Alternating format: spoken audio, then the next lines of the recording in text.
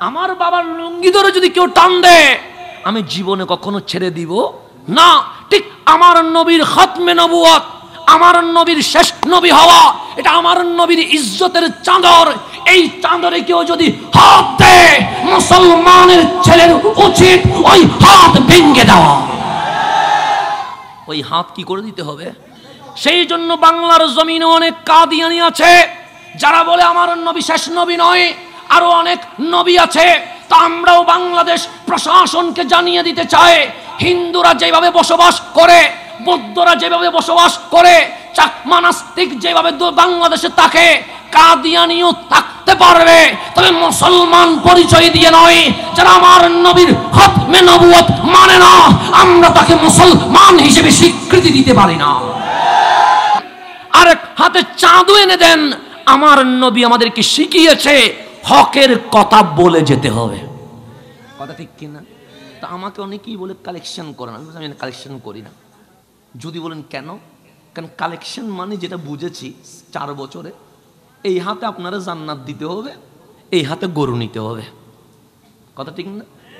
মানে এই হাতে আপনারা কি দিতে হবে, মানে আপনার চোখের সামনে দেখাইতে হবে আপনি কোথায় চলতেছেন, জান্নাতে ঢুকে যাচ্ছেন, আর এই হাতে আমাকে কি নিতে হবে? গরুটা নিতে হবে। জান্নাতটা কি আমার বাবার? জান্নাতটা কি আমার বাবার? তা আমি কেমনে আপনাকে এই হাতে জান্নাত দিব? কালেকশন মানে আপনাকে জান্নাত দেখাচ্ছে, এখন আপনিও লোভে পড়ে গরু দিয়ে জান্নাত নিচ্ছেন। গরু দিয়ে তো জান্নাত নেওয়া যায় না, ঈমান আমল দিয়ে জান্নাত নিতে হয়।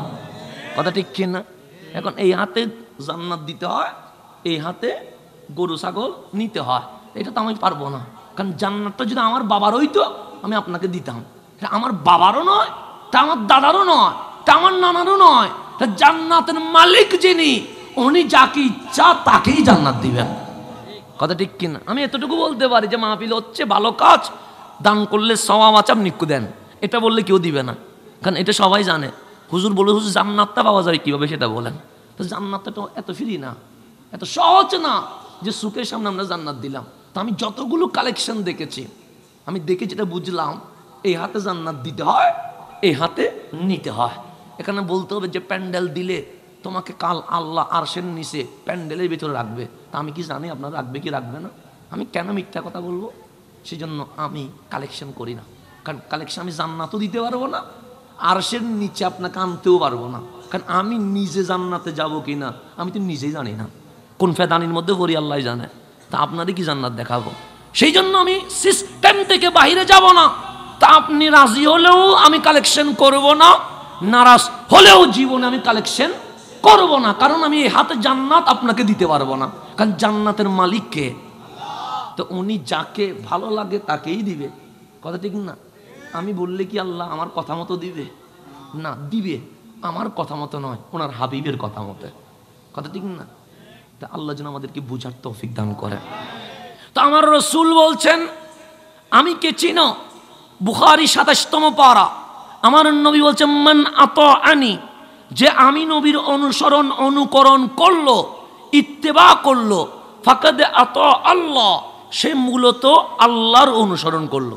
কার অনুসরণ করলো? আল্লাহর। ওয়ামান আসানি, যে আমার বিরোধিতা করলো, আমার ব্যাপারে বিদ্বেষ করলো, ফাকাদ আসা আল্লাহ, সে মূলত আল্লাহর বিরোধিতা করেছে। আমি কে জানো? মুহাম্মাদুন সাল্লাল্লাহু আলাইহি ওয়াসাল্লাম ফারুকু বাইনান নাস, আমি নবী মানুষের মধ্যে পার্থক্যকারী। কারণ আমার পরিচয়ই জান্নাত, আমার পরিচয় দিতে না পারলে জাহান্নাম। যেমন দুনিয়াতে আমাদের পরিচয় আছে না নেই? আছে, কেউ ডাক্তার, কেউ ইঞ্জিনিয়ার, কেউ লয়ার, কেউ সচিব, কেউ আমলা, কেউ মন্ত্রী, কেউ এমপি, কেউ চেয়ারম্যান, কেউ কাউন্সিলর, কেউ বা বক্তা। কথা ঠিক না? তা আমি যদি মরে বলি মুনকার নাকিরের সামনে আমি একজন বক্তা, কোনো কাজে আসবে না। ডাক্তার যদি বলে আমি দুনিয়াতে বড় স্বনামধন্য ডাক্তার ছিলাম, কোনো কাজে আসবে? আসবে না। যদি বলেন আমি সংবিধান প্রণেতা ব্যারিস্টার কামাল ছিলাম, কোনো লাভ আসেনি? নাই। আল্লাহ বলে বান্দা পরিচয় আসেনি? আমরা বললাম আছে, কত লক্ষ টাকা খরচ করে আজহারে পড়লাম, সুতরাং এটা আমার পরিচয়।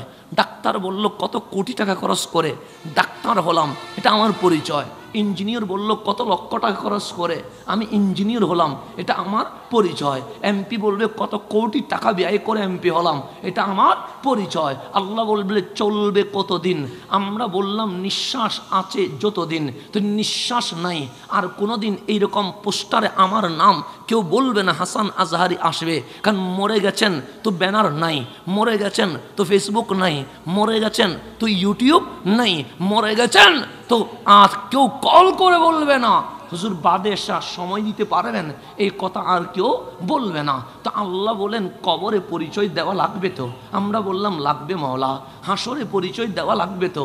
আমরা বললাম মাওলা লাগবে। কারণ দুনিয়াতে যেমন পরিচয় দিতে হয়, কবরেও পরিচয় দিতে হয়, হাসরেও পরিচয় দিতে হয়। আল্লাহ বলে বান্দা মনে করিস না মরে গেছস মানে পৌঁছে গেছস, মনে করিস না মরে গেছস তুই বিলীন হয়ে গেছস, মনে করিস না মরে গেছস তুই অস্তিত্বহীন হয়ে গেছস। মাওলা কেমনে বিশ্বাস করি? আল্লাহ বলে বান্দা আমি তোরে চাইলে ডাইরেক্ট দুনিয়াতে পাঠাইতে পারতাম। বাবা আদম আলাইহিস সালামের মাও ছিল না, বাবাও ছিল না, আল্লাহ হুকুম করেছে আদম দুনিয়াতে চলে যাও। হজরতে বাবা আদম দুনিয়াতে চলে আসলেন। তো আল্লাহ যদি বলতেন হাসান দুনিয়াতে যাও, আমরাও আসতে পারতাম কি পারতাম না? পারতাম। তা আল্লাহ বলে মাঝখানে রুহের জগৎ থেকে তোর মায়ের পেটে আনলাম, একদিনও রাখতে পারতাম, এক সপ্তাহ রাখতে পারতাম, এক মাসও রাখতে পারতাম। বান্দা মায়ের পেটে 9-10 মাস কেন সময় নিয়েছি জানিস? আমরা বললাম কেন? আমার মাওলা ডাক দিয়ে বলে বান্দা তুই যে মায়ের পেটে ছিলি জিন্দা না মরা? আমরা বললাম জিন্দা। তাই কখনো হাত দিয়ে ধাক্কা দিয়েছি, কখনো পা দিয়ে লাথি মেরেছি। আল্লাহ বলে এখান থেকে শেখ যেই আল্লাহ মায়ের ছোট্ট পেটে তোরে জিন্দা রাখতে পারে, সেই আল্লাহ আঁধার কবরেও জিন্দা রাখতে পারে। পারে কি পারে না? সেই জন্য মানুষ যখন মারা যায়, তাকে যখন কবর দেওয়া হয়, সবাই যখন চলে যায়, মানুষ যখন মুর্দার যখন জান ফিরে আসে, সে ফাফাতাহাল বাসার চোখ খোলে, ফারা সে দেখে গারাওয়াশ শামস সূর্য ডুবে গেছে, মাগরিবের সময় হয়েছে। সে তাড়াতাড়ি বলে পানি দাও পানি দাও। সে কেন? সে অজু করব নামাজ পড়ব। তখন ফেরেশতা বলে এই কবরে আর নামাজ পড়ার কোনো সময় নাই। তাই বন্ধু আমাকে আজ শিখতে হবে, আজকের দিন গান করার নয়, আজকের দিন নাচ করার নয়, আজকের দিন ড্যান্স করার নয়, আজকের দিন সিনেমা দেখার নয়, আজকের দিন খেলা উদযাপন করার নয়। হযরতে আলী কাররামাল্লাহু ওয়াজহা বলে দিন যখন চলে যাচ্ছে তুমি মনে করেছো তুমি বড় হচ্ছ। হযরতে আলী কাররামাল্লাহু ওয়াজহা বলে না না না, তুমি বড় হচ্ছ না, তুই কি হচ্ছি? সে আদ-দুনিয়া মুতবিরা, দুনিয়াটা পেছনে চলে যাচ্ছে। এই যে 2022 চলে গেল, 2023 চলে আসলো, তার মানে কি আমি বড় হয়েছি? আপনি বড় হয়েছেন। হযরতে আলী কাররামাল্লাহু ওয়াজহা বলে না না না, আদ-দুনিয়া মুতবিরা, দুনিয়া পেছনে চলে গেছে, ওয়াল আখিরাতু মুকবেলা, কবর তোমার পায়ের সামনে আসতে শুরু করেছে। হয়তোবা মসজিদের কাটিয়া বলছে আমি তোকে বহন করার জন্য প্রস্তুত আছি, হয়তোবা কাফনের দোকান আমাকে ইশারা দিচ্ছে তোর কাপড় অলরেডি দোকানে চলে এসেছে, হয়তোবা মসজিদের খতিব ইশারা দিচ্ছে আমি তোমার জানাজার নামাজের ইমাম হিসেবে প্রস্তুত আছি। আমার মহল্লার মানুষ আমাকে জানান দিচ্ছে আমরাও মুসল্লি হতে প্রস্তুত আছি। দিন যাচ্ছে মানে কবর আমার চোখের সামনে আসছে। করব কি? নাচবো? সে না। করব কি? গাইব? সে না। করব কি? বেহায়াপনায় মত্ত হব? সে না। আল-ইয়ুম আমলুন, আজকের দিনটা আমল করার। কেন? আজকে নামাজ না পড়লে কেউ জিজ্ঞেস করবে না নামাজ পড়িস নাই কেন। সিনেমা দেখলে কেউ জিজ্ঞেস করবে না সিনেমা দেখলি কেন। কিন্তু যেদিন মরে যাবেন সেদিন হিসাবুন, শুধু হিসাব হবে নামাজ পড়িস নাই কেন, সিনেমা দেখলি কেন। সেই দিন কি উত্তর দেওয়ার কোনো সুযোগ আছে? আমার বাবা যদি বলে এই কাজটা করেছিস কেন, আমি বাবাকে বলতে পারবো বাবা সরি ভুল হয়ে গেছে, কালকে থেকে আর হবে না। তাহলে আমার সংশোধনের একটা কি আছে? সুযোগ আছে। আমার মা যদি বলে বাবা এই কাজটা করলি না কেন, মা কালকে থেকে করব, তাহলে আমার করার সুযোগ আছে। কিন্তু কবরে যদি জিজ্ঞেস করে নামাজ পড়িস নাই কেন, বলতে পারবো এখন থেকে পড়া শুরু করব? পারবো না। সেই জন্য আমি যখন মরে যাব, আমার চোখ যখন খুলবে মনে হবে এখন কিসের সময়? মাগরিবের সময় আমি বলবো পানি দাও, অজু করবো, সে অজু করার দরকার নাই। নামাজ পড়বো, সে নামাজ পড়ার দরকার নাই। কেন? বলছে আজকের দিনটা হিসাবের দিন, আমলের দিন নয়। সেজন্য দুনিয়াতে কি করলেন কেউ দুনিয়াতে জিজ্ঞেস করবে না, মারা যাওয়ার পর জিজ্ঞেস করবে। তা আল্লাহ মায়ের পেটটাকে কেন কুম উম্মাতাও ওয়াসাতা, কবরে যখন কোনো পরিচয় চলবে না, আমি মাওলা তোকে একটা পরিচয় দিয়েছি। মাওলা পরিচয় কি? সে তোকে আমার হাবিবের উম্মত বানিয়ে দিয়েছে। এই নবীর উম্মত যে বানিয়েছে, আপনাকে কবরে বলতে হবে আমি উম্মতে মুহাম্মাদি। কথা ঠিক না? সেই জন্য কবর যখন দেওয়া হয় তখন বলে আলা মিল্লাতি রসু, বলে কি বলে না?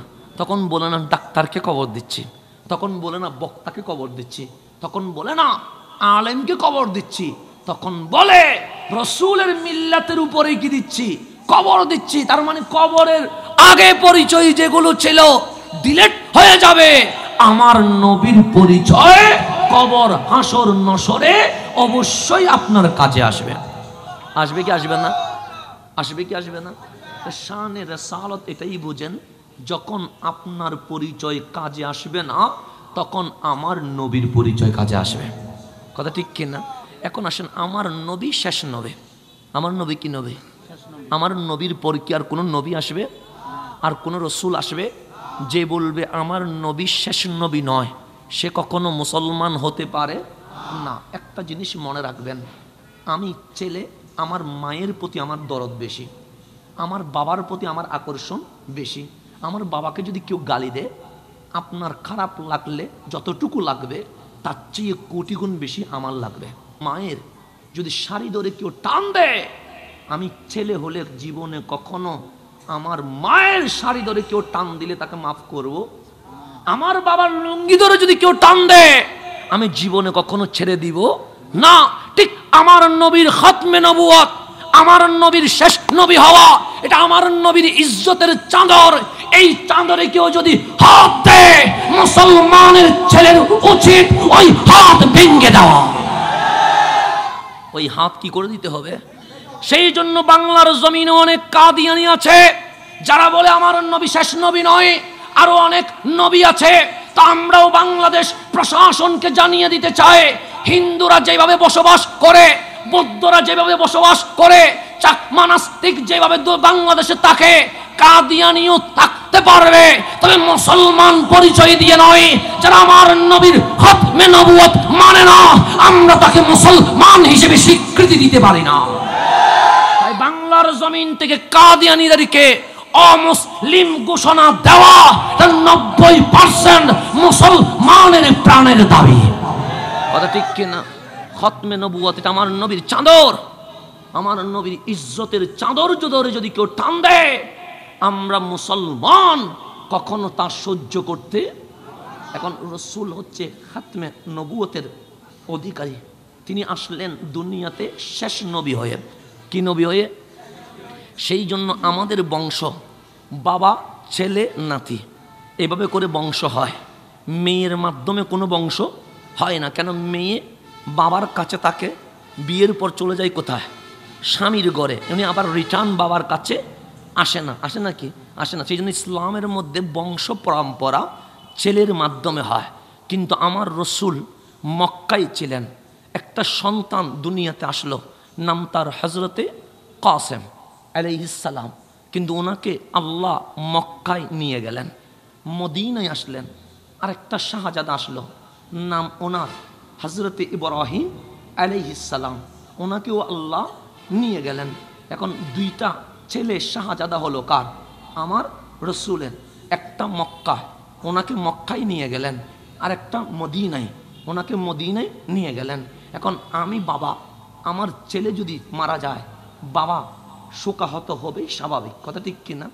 আমার রসুলের চেহারাটা একটু মলিন হলো, চোখের মধ্যে পানি জমে গেল, কারণ মক্কায় হজরতে কাসেমকে হারিয়েছে, মদিনায় হজরত ইব্রাহিমকে হারিয়েছে। যখন হজরত ইব্রাহিম ইন্তেকাল করলো, মক্কা মদিনায় অ্যালাউন্স হয়ে গেল রসুলে পাকের যেটা ছেলে ছিল সেটা মারা গিয়েছে। মক্কায় আনন্দ মিছিল হলো, মুশরিকরা লাফালাফি শুরু করলো, মদিনার মুনাফিকরা বড় খুশি হলো। কেন? রসুলের তো আর কোনো ছেলে নাই, আছে তো মেয়ে, যেমন ফাতেমা আছে, রোকায়া আছে, উম্মে কুলসুম আছে রাদিয়াল্লাহু আনহা, ওনারা আছে, কিন্তু কোনো ছেলে নাই। তখন মক্কার মুশরিক, মদিনার মুনাফিক উভয় দল খুশি হয়ে বলছে, যার ছেলে নাই ওনার আর কোনো নাম ঠিকানা থাকবে না, কারণ রসুল যদি মারা যায়, ইন্তেকাল হয়, রসুলের নাম নেওয়ার মতো তো আর কেউ নাই, কারণ ছেলে নাই, মেয়েদের তো বিয়ে হয়ে যাবে, মেয়েরা তো শ্বশুর বাড়ি চলে যাবে। সবাই খুশি হলেন যে আজ থেকে আমরা আনন্দিত, কেন রসুলের কোনো ছেলে নাই, তো যার ছেলে নাই হুয়া আফতার, তিনি নির্বংশ, কারণ তার নাম নেওয়ার মতো আর কেউ নাই। তখন আল্লাহ ডাক দিয়ে বলে, হাবিব আপনার কোনো ছেলের দরকার নাই, কোনো পোস্টারের দরকার নাই, কোনো ফেসবুক ইন্টারনেটের দরকার নাই। ওয়ারাফানা লাকা যিকরাক, আরে আমার মুস্তাফার নাম মুছবে কে? আমি আল্লাহ নিজেই তো বুলন্দ করে দিয়েছি। বুলন্দ করেছেন কে? এখন আল্লাহ ডাক দিলেন, হাবিব কাঁদছেন কেন? আমি কাঁদিচ্ছি না তো মুখ মলিন কেন? আমি কষ্ট পেয়েছি। কিসের কষ্ট? কাসেমকে নিয়ে আসছি সেই কষ্ট, ইব্রাহিমকে নিয়ে আসছি সেই কষ্ট। আমার নবী বলেন না, কারণ তোমার সিদ্ধান্ত যেটা আমি সেখানেই খুশি। আমি হাবিবুল্লাহ, আমার মাওলা যেটাই চাইবে আমি সেটাই মেনে নিব। তাহলে কাঁদছেন কেন? সে কাঁদছি উম্মতের জন্য। উম্মত কি করেছে? সে আমি ছেলে হারিয়ে শোকাহত, আর মক্কার মুশরিক আমাকে নির্বংশ বলছে, মদিনার মুনাফিক ভেতরে মিষ্টি বিতরণ করছে। আল্লাহর ডাক দিয়ে বলছেন, হাবিব কে বলেছে আপনি নির্বংশ? আমি কাসেমকে নিয়ে গেছি, ইব্রাহিমকে নিয়ে গেছি। কেন জানেন? কারণ ওরা যদি বড় হয়, আপনার পর আর কোনো নবী আসবে না, আপনার পর আর কোনো রসুল আসবে না। কাসেম যদি বড় হয়, যদি রসুল না হয়, ইব্রাহিম যদি বড় হয়, যদি নবী না হয়, আপনার সম্মানে ব্যাঘাত হবে, নবীরেই আপনার কোনো বেহুরমতি হবে, সেটা আমি আল্লাহ কখনো মানতে পারবো না। সেই জন্য ছেলে তুলে নিলাম, ফাতেমাকে রাখলাম, কারণ মেয়ে তো আর নবী হতে পারে না। ইন্না আতাইনা কাল কাউসার, হাবিব কে বলেছে আপনি নির্বংশ? ফাতেমার মাধ্যমে কিয়ামত পর্যন্ত আওলাদে রাসূল পৃথিবীতে বিরাজমান থাকবে। ঘোষণাকার। তাহলে প্রত্যেকের বংশ হয় ছেলের মাধ্যমে। নবীর বংশ হয়েছে কিসের মাধ্যমে? কিন্তু ছেলে নাই কেন? কারণ আমার নবীর পর আর কোনো নবী হবে না, আর কোনো রসুল। তো রসুলের ছেলে যদি নবী না হয়, রসুল না হয়, এটা বড় অসম্মানী দেখা যায়। আল্লাহ বলে, আমার হাবিবের কিঞ্চিত পরিমাণ অসম্মানী হবে, সেটা আমি আল্লাহ কখনো সইতে। ছেলে দিলাম যাতে কেউ বলতে না পারে, রসুল তো ছেলে জন্ম দিতে পারে না, দিলাম যেন কেউ বলতে না পারে। নিয়ে গেলাম যাতে কেউ বলতে না পারে নবীর ছেলে তো নবী হয় নাই, এটা যেন কেউ বলতে না পারে। যেখানে আল্লাহ রসুলের শানের সালাত আসমতকে কিভাবে ধরে রেখেছেন। তাহলে এখন আসেন, আমরা চলবো কার পরিচয় দিয়ে? রসুলের পরিচয় দিয়ে। এখন রসুলের পর আর কোনো নবী আসবে? রসুল আসবে। এখন এই ইসলাম টিকতে হবে কি হবে না? হবে। এই ইসলামকে টিকানোর জন্য বেলায়াত। ইসলামকে টিকানোর জন্য কি? এখন অলি মানে আপনি মনে করিয়েন না কাপড় খুলে ফেলা, অলি মানে আপনি মনে করিয়েন না উলঙ্গ হয়ে যাওয়া, অলি মানে আপনি মনে করিয়েন না নামাজ রোজার দরকার নাই, অলি মানে আপনি মনে করিয়েন না কোরআন শরীফের দরকার নাই, অলি মানে আবার আপনি মনে করিয়েন না 5 ওয়াক্ত নামাজের কথা কোরআনে নাই। এরকমের নাম অলি নয়। পাহাড়ে চলে যাওয়ার নাম অলি নয়, জঙ্গলে থাকার নাম অলি নয়, পানির উপর হাঁটার নাম অলি নয়, আসমানে ওড়ার নাম অলি নয়। যদি আসমানে বাতাসে ওড়ার নাম অলি হইতো, ফাঁকিগুলো অলি হয়ে যেত। যদি পানির উপর বাসার নাম অলি হইতো, মাছগুলো অলি হয়ে যেত। কথা ঠিক না? সুতরাং পানিতে ভাসার নাম অলি নয়, সমুদ্রে ছড়ার নাম অলি নয়। এখন অলি কারে কয়? আপনি যদি মুসলিম হন, আপনি যা বুঝেন তার নাম ইসলাম নয়। আপনি যদি মুমিন হন, আপনি যা মনে করেন এটার নাম ইসলাম নয়। ইসলাম শিখতে হবে নবীর মাধ্যমে। কথা ঠিক কিনা? এখন তিরমিজি শরীফের হাদিস, সুইলা রাসূলুল্লাহ সাল্লাল্লাহু আলাইহি ওয়াসাল্লাম আনিল আউলিয়া, রসুলে পাক সাল্লাল্লাহু আলাইহি ওয়াসাল্লামকে জিজ্ঞেস করা হলো, নবীর এই ওলি চিনব কিভাবে? ওলি চিনব কিভাবে? তো আমার নবী পরিচয় দিচ্ছেন কিভাবে? দেখেন, ড্রেস দিয়ে পরিচয় করে নাই, দাড়ি দিয়ে পরিচয় করায় নাই, টুপি দিয়ে পরিচয় করায় নাই, তাসবি দিয়ে পরিচয় করায় নাই, পরিচয় করাইলেন কিভাবে জানেন? সে ইজা রুউ জুকির আল্লাহ, তুমি যখন আল্লাহর ওয়ালির চেহারা দেখবা, চোখে দেখতেছো ওয়ালির চেহারা, কিন্তু তোমার মন অটোমেটিক মাওলার জিকির শুরু করে দিয়েছে। তাহলে যার কাছে গেলে কার কথা মনে পড়ে? আল্লাহর কথা মনে পড়ে। একটু গভীর, আমার কথা বুঝতেছেন তো? জামিলা হচ্ছে না? কারণ আমি 2 দিন সিটাঙে বাইরে, আবার 1 দিন সিটাঙে, জামিলা হয়ে যায়। ওইদিকে বলতে হয় একরকম, এদিকে আসি বলতে হয় আর এক রকম। এক মুসিবতের মধ্যে পড়ে গেছি। তো এখন কোন দিকে যাইলে কি বলবো, এটা ওইখানে গেলে সিটাঙ্গে বাইরে যাই, এখানে আসলে ওই দিকেরটা বাইরে যায়। এক মুসিবতের মধ্যে আসি, মাহফিল ওইদিকে গেলে অটোমেটিক সিটাঙ্গে বেড়ে যায়, খেয়াল করতে পারি না। কারণ এটা তো একটা অন্তরের বিষয়, কথা ঠিক না? আমরা চিরাঙ্গারা খুব আন্তরিক মানুষ। যেমন আমাদের মা ডাকে, অন্যরা ডাকে এদিকে আয় খেয়ে নে, কিন্তু আমাদের মারা কীভাবে ডাকে? ননাই, ইন্ডিয়াইও, কথা ঠিক না? এই যে ননাই শব্দ কোটি টাকা দিয়ে তো কেনা যাবে না। আমাদের এটা যে আন্তরিকতা, যে আন্তরিকতা, এটা কোটি টাকা দিয়ে কোথাও পাওয়া যাবে না। কিন্তু ঝামেলা হয়ে যায় কোথায় জানেননি? ওইদিকে গেলে সিটাঙ্গে বাইরে যায়, এদিকে আসলে ওই দিকেরটা বাইরে যায়। এক মুসিবতের মধ্যে পড়ে গেছি। এমনি কোনো ঝামেলা তো হচ্ছে না। যাক, আল্লাহ তাআলা আমাদেরকে কবুল করুক। এখন আসুন, তাহলে ওলি চিনবো কিভাবে? যার কথা, যাকে দেখলে কার কথা মনে পড়ে? আল্লাহর কথা। গরুর কথা মনে পড়ে না, মহিষের কথা মনে পড়ে না, মেয়ের কথা মনে পড়ে না, নাচ গানের কথা মনে পড়ে না, মনে পড়ে কার? আল্লাহর। অটোমেটিক আপনার জবান দিয়ে লা ইলাহা ইল্লাল্লাহর জিকির শুরু হয়ে যাবে। এটার নাম আল্লাহর ওয়ালি। এখন ওয়ালি কেন দরকার? বেলায়েত কেন দরকার? কোরআন তো আপনার চোখের সামনে আছে, হাদিসের বাংলা ট্রান্সলেট তো আপনার চোখের সামনে আছে। ওয়ালির কাছে যাবেন কেন? আগে ওয়ালি তো চিনছেন, কাপড় খোলার নাম কি না? কাপড় পরার নাম ওলি। কি পরার নাম? আবার কাপড় পরার নাম ওলি বলছি, সেই জন্য আবার 10টা করিয়েন না। এক মুসিবতের মধ্যে আসি, একটা বলে আরেকটা বুঝে। আচ্ছা, ওষুধ করে দিব, সময় আমার কম, আমার তাড়াতাড়ি মনে। তাহলে ওল কাপড় পরতে বলছি কয়টা? একটা। এই জায়গায় 10টা করিয়েন না, যাতে আপনারটা দেখে আমারটা খুলতে মন চাইবে। এখন এক জামিলার মধ্যে আসি, বলি একটা বুঝে আর একটা হুজুর কাপড় পরতে পরতে 8-10টা করি ফেলে। এতগুলো বলার দরকার নাই। সেই জন্য কাপড় বেশি বললে বুঝবেন ভেতরে কি নাই, মাল নাই। আল্লামা মুফতি নাইমি সাহেব হুজুর কাপড় কি 20টা পড়ছেনি? জালালউদ্দিন আল কাদির রহমতুল্লাহ আলাই কাপড় কি 20টা পড়ছেনি? আল্লামা হাশিমি রহমতুল্লাহ আলাই কাপড় কি 40টা পড়ছেনি? ভিতরে কি ছিল? এলম ছিল। এখন কাপড় 20টা, ভিতরে কিছুই নাই। এটা বুঝতে হবে। আল্লাহ যেন আমাদেরকে বুঝার তৌফিক দান করুন। তাহলে কাপড় কোলার নাম কি নয়? ওয়ালি নয়। সেই জন্য আবার কাপড় 20টা পরিয়েন না, যতটুকু পড়লে চলে ততটুকুই পড়বেন। আল্লাহ যেন এটাও বুঝার তৌফিক দান করে। এখন আসেন ওয়ালি কেন দরকার আমি বুঝার জন্য। আমার কথা বুঝতেছেন তো? তাফসীরুল কোরআন মানে শিখেন। যেমন সিনেমা, নাটক আছে না নাই? আছে। আমাদের চট্টগ্রামে কিছুদিন আগে একটা 5 বছরের মেয়ে, নাম তার আয়াত, তাকে খুন করা হয়েছে। যেমন আপনার সাথে আমার মারামারি হতে পারে, কারণ আপনিও প্রাপ্তবয়স্ক, আমিও প্রাপ্তবয়স্ক, কিছুটা ঝামেলা হইতে পারে, কিন্তু এই বাচ্চার সাথে আমার জীবনে কোনোদিন বাঁচবে না, বাঁচবে না, কারণ ও মাসুম। তাহলে একটা আয়াত নামের বাচ্চারে কি করছে? কয় টুকরা করে? 6 টুকরা করে। এখন যখন রিমান্ডে নেওয়া হইলো যে তুই ওরে খুন করলি কেন, তখন সে উত্তর দিচ্ছে, আমি ইন্ডিয়ান সিরিয়ালে আসক্ত ছিলাম, সেখান থেকে শিখেছি। তাহলে সিরিয়াল, নাটক তাকে মানুষ থেকে খুনি বানাই দিছে। কথা ঠিক কিনা? আমি এই যে এখন মাহফিল চলছে, যাবো আবার বাঁশখালীতে, ফিরতে ফিরতে 1টা, 1:30, 2টা বেজে যাবে। এখন রাস্তার মধ্যে আমরা এমন কিছু দেখি যা জীবনে আপনার পক্ষে দেখা সম্ভব নয়।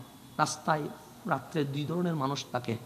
এক ধরনের হচ্ছে আমরা যারা মাত্রে মাহফিল করি, আর একটা অন্য শ্রেণীর থাকে। তখন আমরা দেখি মাঝে মাঝে মদ পান করে রাস্তার মধ্যে কাপড় চোপড় নাই, উলঙ্গ কি করতেছে? হাঁটতেছে। তো ঘরে তো বউ আছে, তো স্বামী উলঙ্গ রাস্তায় হাঁটো, এটা কি বউরা মানতে পারে? এখন বউ ঠান্ডার মধ্যে বের হয়ে স্বামীকে নিতে আসছে, তুমি আসো, এগুলো কি? তখন স্বামী বউরে ডাকতেছে, মা আমাকে ছেড়ে দে। বউরে কি ডাকতেছে? তাহলে মদ খেয়ে মাথা ঠিক আছে নাই? তাহলে মারে ডাকে বউ, বউরে ডাকে মা। তাহলে মদ খালো সে, মারে বউ ডাকে, বউরে কি ডাকে?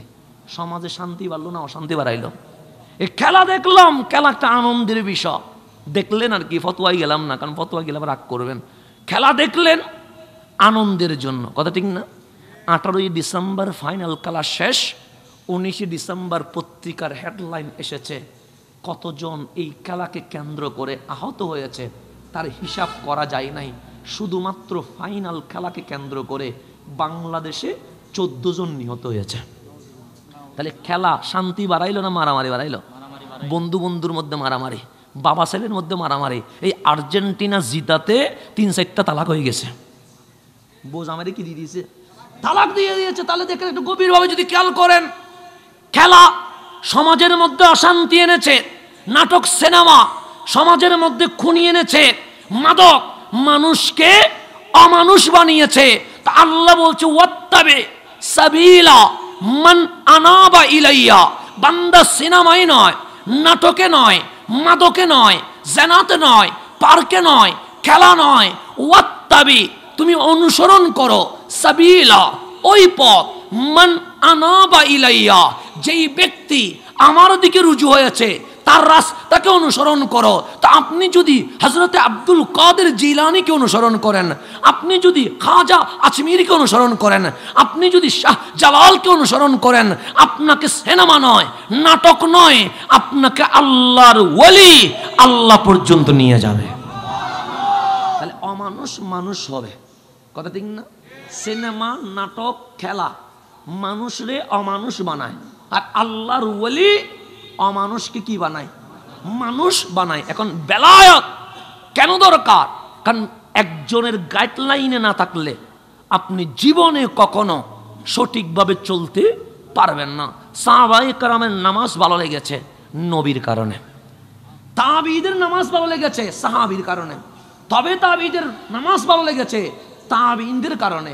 কারণ সিলসিলা শিক্ষক ছাত্র, শিক্ষক ছাত্র, এই রুহানি যেটা কলবের চিকিৎসা, যেটা আল্লাহ আপনাকে দিয়েছেন, ওই কলব ঠিক থাকলেই নামাজ ভালো লাগবে, রোজা ভালো লাগবে, কোরআন ভালো লাগবে। সেজন্য নামাজ, রোজা, হজ, যাকাত এটার নাম শরিয়ত। এটা উপরে চিকিৎসা করে, আর আল্লাহর ওলির দরবার মেনটেন করা এটার নাম তরিকত। এটা ভেতরে চিকিৎসা করে।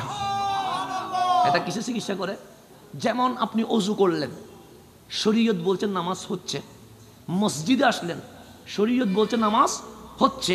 ইমামের পিছনে আল্লাহু আকবার বললেন, শরীয়ত বলছে নামাজ হচ্ছে।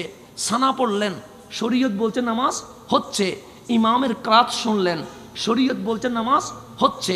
রুকু, সিজদা, সুবহান রাব্বিয়াল আযীম, সুবহান রাব্বিয়াল আলা বললেন, শরীয়ত বলছে নামাজ হচ্ছে।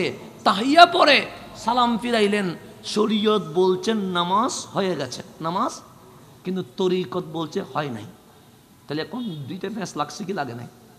তরিকত হচ্ছে হয় না। এখন তরিকতের কাছে জিজ্ঞাসা, নামাজ হয় নাই কেন?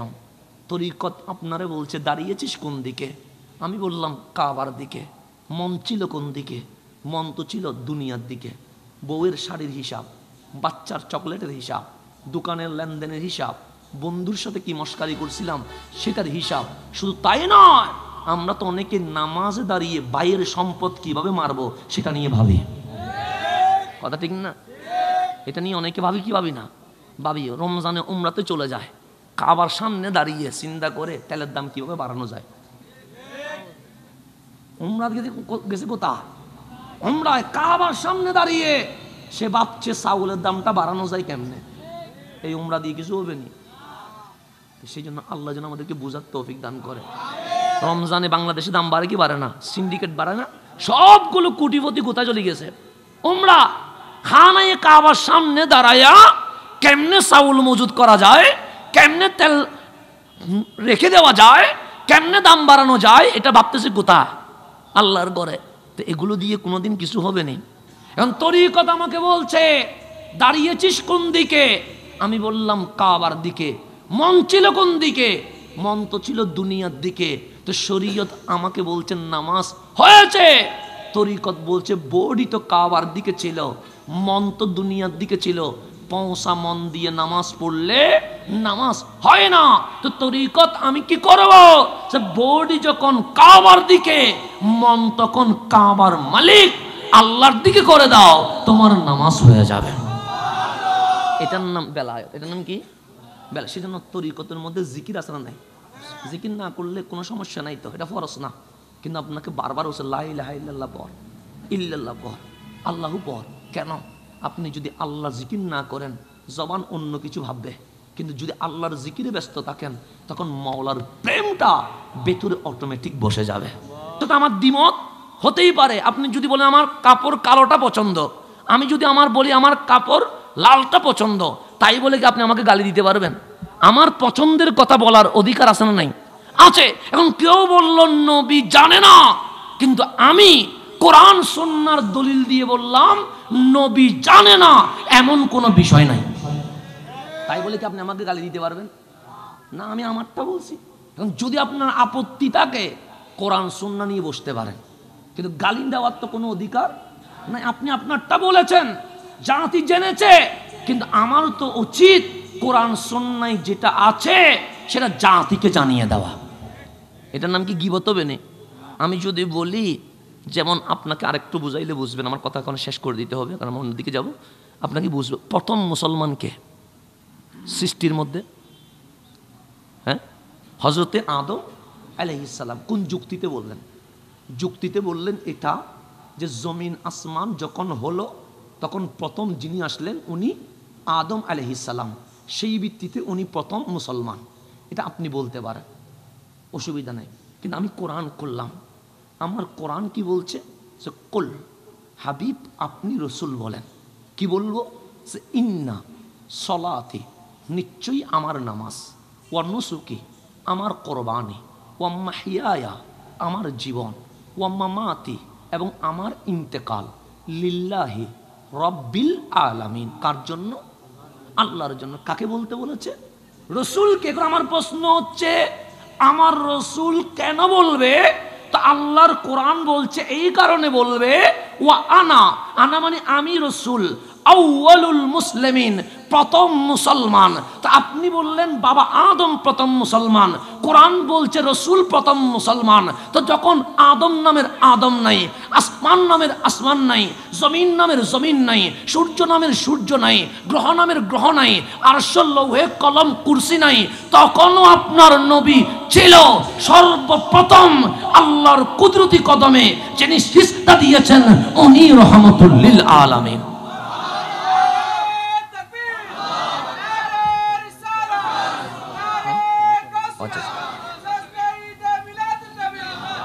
তাহলে কোরআন বলছে প্রথম মুসলমান রহমতুল্লিল। তো এখন আপনি যেভাবে বুঝেছেন, আপনি বললেন বাবা আদম প্রথম মুসলমানটা আপনি বুঝেছেন, তা আমি আপনারটাকে অস্বীকার করি নাই, কিন্তু আমি বলছি আমি আপনারটা মানতে পারছি না। কেন? আমার কোরআন বলেছে আমার রসুল প্রথম মুসলমান, আমি আপনারটা মানব না, আমি আল কোরআনেরটা মানব। এটা নিয়ে কি কোনো ঝামেলা হবে না? কারণ আপনারটা আপনি থাকতে পারেন, সমস্যা নাই, কিন্তু আমি কোরআনেরটা নিয়েছি, তাই বলে কি আমি আপনার বিরোধিতা করেছি? আমি কি গীবত করেছি? না, আমি আল কোরআনের সঠিক নলেজ আপনার সামনে জানিয়ে দিয়েছি। এখন আপনার উচিত কি? যদি বুঝেন আমারটা সঠিক হয় নাই, তাহলে আপনি কোরআন দিয়ে প্রমাণ করেন আমারটা ঠিক হয় নাই। কথা ঠিক না? মারামারি করবেন কেন? গালাগালি করবেন কেন? আমি তো গালি দেয় নাই। এই যে আমি 1 ঘন্টার উপরে মাহফিল করেছি, একটা শব্দ গালি দিয়েছি কাউকে? না, আমি গালি দিব না আপনাকে। আপনি আমাকে গালি দিতে পারেন, আমি দিব না, তবে আমি দলিল দিব। আমি গালি দিব না, আমি দলিল দিব। তো আল্লাহ যেন আমাদেরকে বুঝার তৌফিক দান করেন। তো শানে রিসালাত, এক কথায় কোরআন মানুষ বুঝতে চায়। যুবক এখন কোরআনের দিকে ফিরেছে, কিন্তু কোরআন বুঝতে গিয়ে বর্তমান ফিতনা কমে নাই, আরো বাড়ছে। দল আগে ছিল 2টা, এখন 50টা হয়েছে। এখন বাড়ি গেছে। তো বাড়লো কেন?